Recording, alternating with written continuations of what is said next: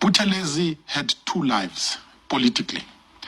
He had a pre-1994 life and he had a post-1994 life.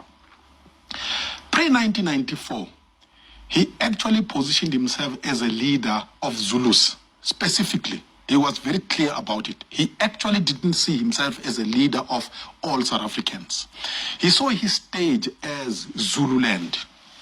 And there, he saw himself as playing a role in the institution of traditional leadership, specifically as it relates to Zulus, number one.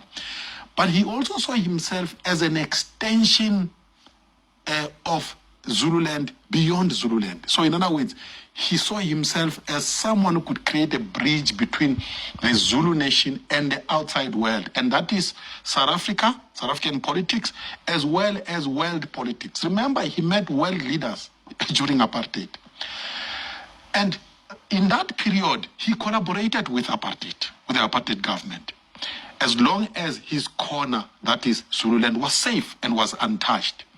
Number one. Number two, he also led an organization that committed violence and killings. That is the IFP. We know that the IFP was engaged in clashes with the ANC in the 1980s and the 1990s. And the IFP, during that period, killed a lot of black people. And there was a hand of apartheid, by the way, behind that. And there are findings made by the TRC with regard to this. So that's the first chapter of Buthelezi. But he was a very good reader of political periods. He behaved the way he did because at the time he never imagined that South Africa could actually make a transition from apartheid to democracy. When that happened in 1994, he changed, completely changed. He had the capacity of causing trouble, especially in the early years after 1994. He didn't do it. He instead participated in the transition, and he was actually a minister in the ANC-led government, and he promoted national unity and reconciliation. And this is very important not to sweep under the carpet.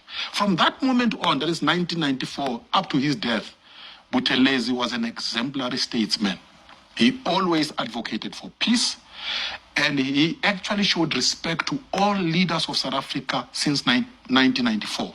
So in my view, that is how we should reflect on the life of Buthelezi as someone who had two lives, who collaborated with apartheid during apartheid, who also led an organization that killed people during apartheid, but who reinvented himself post-1994 and became a good man and a good statesman.